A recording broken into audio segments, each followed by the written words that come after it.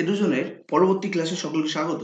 আজকে আমরা শিখব এক্সেলে ইনসার্ট ট্যাবের চার্টস। লাস্ট ডেতে আমরা দেখিয়েছিলাম টেবিল সম্বন্ধে, যেখানে পিভট টেবিল সম্বন্ধে আমরা বলেছিলাম। এরপরে এই দুটো কেন আমরা শেখাচ্ছি না, বিকজ অফ এই ইলাস্ট্রেশন এবং অ্যাডিস অলরেডি আমি ওয়ার্ডে কিন্তু দেখিয়ে দিয়েছি, তাই আমি এটা নিয়ে আর বেশি সময় নষ্ট করছি না এবং এর লিঙ্ক আমি অলরেডি নিচে দিয়ে দেবো। তো আমরা ডিরেক্ট চলে যাচ্ছি চার্টসে। আমি একটা ডেটাবেস অলরেডি তৈরি করেই রেখেছি। এই ডেটার উপরে আমি কিছু চার্ট তৈরি করবো, পাই চার্ট বা বার চার্ট। এছাড়াও প্রচুর ধরনের চার্টস আমার এখানে রয়েছে, সেটা আমরা করব। প্রথমে আমি একটা রেকমেন্ডেড চার্টস বলে একটা অপশন আছে, এই রেকমেন্ডেড চার্টসটা আমি আগে দেখিয়ে দিই। সেটা পাই চার্ট হতে পারে, সেটা কলাম চার্ট হতে পারে, সেটা বার চার্ট হতে পারে। যেরকম এখানে আমার পর পর পর চার্টসগুলো লেখা রয়েছে, ঠিক আছে। এটা হচ্ছে ইনসার্ট কলাম চার্ট রয়েছে, ওকে। এটা যেরকম রয়েছে স্ট্যাটিস্টিক চার্ট, ক্লিয়ার। এটা পাই চার্ট। তো এরকম আমাদের প্রচুর চার্টস রয়েছে, ঠিক আছে। তো এই চার্ট গুলোকে আমরা করার আগে রেকমেন্ডেড চার্ট, যেটা আমি বলেছিলাম যে যেমন টেবিলের ক্ষেত্রে হচ্ছে রেকমেন্ডেড টেবিলস, মানে মাইক্রোসফট কিছু রেকমেন্ডেড চার্টসও দিয়ে দিচ্ছে টেবিলের মতো। সেই চার্ট ওয়াইজ আমি করতে পারি অথবা নিজের মতো কাস্টমাইজ করতে পারি, ক্লিয়ার। তো আমি আগে রেকমেন্ডেড চার্টে চলে যাই। তার আগে আমাকে ডেটা সিলেক্ট করতে হবে। তো আমি একটা ডেটা তৈরি করেছি, যার মধ্যে quarter wise first quarter, second quarter, third quarter and fourth quarter চারটে কোয়ার্টার করেছি। এবং 2022 এর যে সেলস ছিল তার আমি একটা জাস্ট ছোট্ট করে একটা এক্সাম্পল দেখিয়েছি। এবং এই ডেটা সিলেক্ট করার পরেই আমি ডিরেক্ট চলে যাচ্ছি রেকমেন্ডেড চার্টস, যেটা মাইক্রোসফট অলরেডি দিয়ে রেখেছে। সো যখনই আমি ক্লিক করছি, সঙ্গে সঙ্গে কিন্তু অনেক ধরনের চার্টস রয়েছে।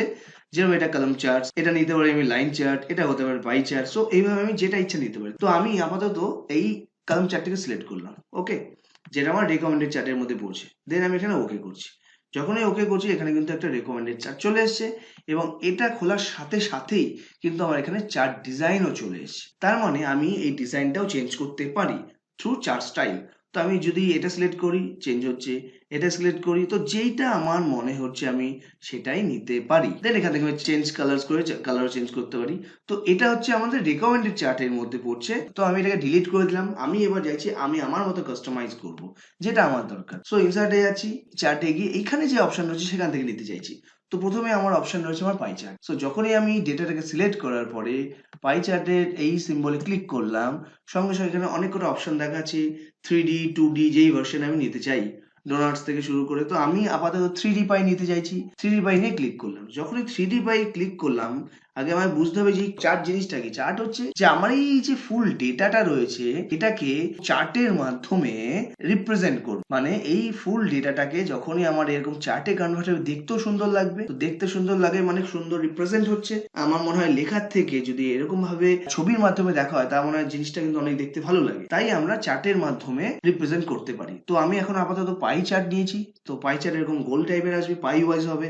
তো পাই চার্টে যখনই করলাম, উপরে দিয়ে দিচ্ছে যে 2022 সেলস দেখিয়ে দিয়েছে এবং ঠিক নিচেই রয়েছে কিন্তু আমার first quarter, second quarter, third quarter এবং ফোর্থ কোয়ার্টার। এবং কালার কম্বিনেশনও কিন্তু বলে দিয়েছে। এই ব্লু কালারটা first quarter, then second quarter, এটা এরকম ভাবে পরপর পরপর দেখিয়ে দিচ্ছে, ঠিক আছে। তো এইখানে আমার সেকেন্ড কোয়ার্টার, এই যে এখানে ব্রাউন কালারের যেটা রয়েছে, সেকেন্ড কোয়ার্টার সব থেকে বেশি 5000, তাই এর স্পেসটাও সব থেকে বেশি, ক্লিয়ার।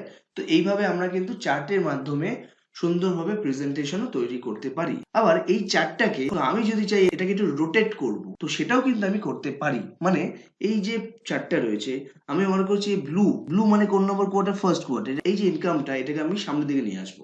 তো এটা কিভাবে করব, এটাও কিন্তু আমরা করতে পারি থ্রু পাই চার্টে।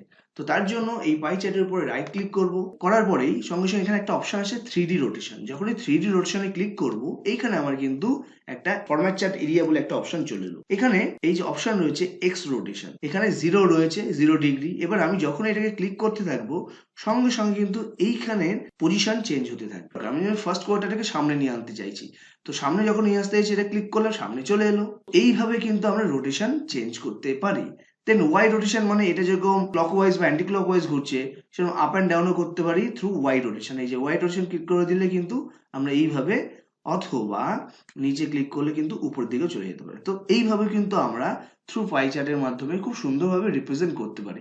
জাস্ট একটা এক্সাম্পল আমি দেখাবো। সো এটা গেল আমার পাই চার্ট। নেক্সট আমাদের অপশন হচ্ছে আমাদের বার চার্ট। সেটা কিভাবে করব, তার জন্য আগে আমি সিলেক্ট করবো ডেটাটাকে। সেম অ্যাজ ইনসার্টে গিয়ে এই বারের এখানে অ্যারোতেই ক্লিক করলে, রাইট সাইডে ছোট্ট অ্যারো রয়েছে, এখানে ক্লিক করলে এখানে কিন্তু আমার 3D বার, 2D বার সব ধরনের বার রয়েছে। যদি আমি মনে করি এইভাবে নেবো 3D বার, 2D বার, 2D বার নিতে পারি। যদি মনে করি আমি এই 3D বার নেবো, সেটাও আমি নিতে পারি।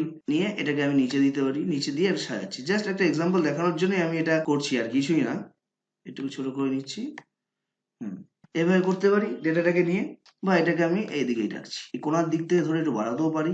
এইভাবে কিন্তু আমি পুরো আমার ডেটা সেলস 2022 আর 23 এই ডেটাটা কিন্তু আমি এখানে পেয়ে যাচ্ছি, যেটার মধ্যে রিপ্রেজেন্ট করছে ব্লু কালার দিয়ে 2022 কে এবং 223 কে এইভাবে রিপ্রেজেন্ট করছে। এবার যদি আমি মনে করি না এটাকে আমি ফিল্টার করে, এখানে অনেক কটা নাম রয়েছে, যেমন সবার নাম রয়েছে, আমি এবার চাইছি যে অনলি সন্তু এবং রোহিত এদের মধ্যে কে বেশি ইনকাম করেছে বা কার ইমপ্রুভ হয়েছে 2020 ভার্সেস 23।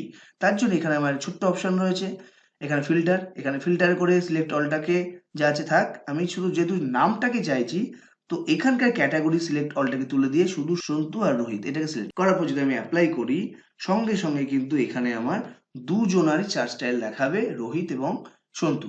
এবং এখানে দেখে বোঝা যাচ্ছে যে সন্তুর থেকে বেটার হচ্ছে রোহিত, এবং যার সেলস কিন্তু 2 বছরের অনেকটাই বেশি। তো এইভাবে কিন্তু আমরা চার্ট স্টাইল দেখাতে পারি। এছাড়াও আবার একটা আমি এক্সাম্পল দিই, এটাকে নিয়ে আবার যদি আমি চার্টে যাচ্ছি, এখানে কি আমার যেরকম রয়েছে কলামস দিয়ে আমি করতে পারি, ঠিক আছে, এটাকে বলে কলাম চার্ট, এভাবেও আমি করতে পারি। আবার এটাকেও আমি ফিল্টার করে যদি ইন্ডিভিজুয়াল নিতে চাই সেটাও নিতে পারি। এখান থেকে আমি আগেও বলেছিলাম যে এখান থেকে আমি আমার মতো এখান থেকে চেঞ্জ কালার করতে পারি, যদি আমি মনে করি যেটা আমার দরকার সেটাও কিন্তু আমি এখান থেকে করতে পারছি। এছাড়াও অনেক ধরনের চার্টস রয়েছে, নিজেরা জাস্ট একবার দেখে নেবে। এছাড়াও একটা রয়েছে পাইভট চার্ট মানে পাইভট টেবিল যেরকম করলাম সেম আসে কিন্তু আমরা চার্টেও কনভার্ট করতে পারি। কি করে? আমি জাস্ট ডেটাটাকে নিয়ে আগে সিলেক্ট করে নিচ্ছি, করার পর যখনই পাইভট চার্টে ক্লিক করছি সঙ্গে সঙ্গে আমাকে কিন্তু পাইভট টেবিলের মতোই এখানে অপশন দেখিয়ে দিচ্ছে যে কোন ওয়ার্কশিটে করবে, এক্সিস্টিং না new worksheet. So new worksheet already selected রয়েছে, দেন ওকে করছি। যখনই ওকে করছি আমার এখানে কিন্তু আমার পিভট টেবিলের মতো একটা ডেটা খুলে গেল, এবং সেখানে 3টে নাম রয়েছে অলরেডি। সো এক্সিকিউটিভকে আমরা কোথায় দিচ্ছি, আমি ক্যাটাগরিজে ফেলে দিলাম, এক্সিকিউটিভকে চলে এলো। এবার আমি এখানে সেলস দিয়ে দিচ্ছি, ভ্যালুতে ফেলে দিচ্ছি সেলস, দেন সেলস এই ভ্যালুতে ফেলে দিচ্ছি। সো 2020-22 তার ডেটাও এখানে চলে এলো, এবং সাথে কিন্তু আমার এখানে চার্টও চলে এলো। সো এটা হচ্ছে আমার পিভট চার্ট, এবং এই পিভট চার্টটা গিয়ে আমি ডিজাইনে গিয়ে কিন্তু আমি আমার মতো ডিজাইনও চেঞ্জ করতে পারি, এরকম ভাবে ডিজাইন চেঞ্জ করতে পারি। সো এই হচ্ছে আমার মোটামুটি চার্টের কনসেপ্ট। আশা করা যায় সকলের মোটামুটি ক্লিয়ার হয়ে গেছে চার্ট সম্বন্ধে। তো আজকের জন্য এইটুকুই, পরের ক্লাসে আবার দেখা হবে।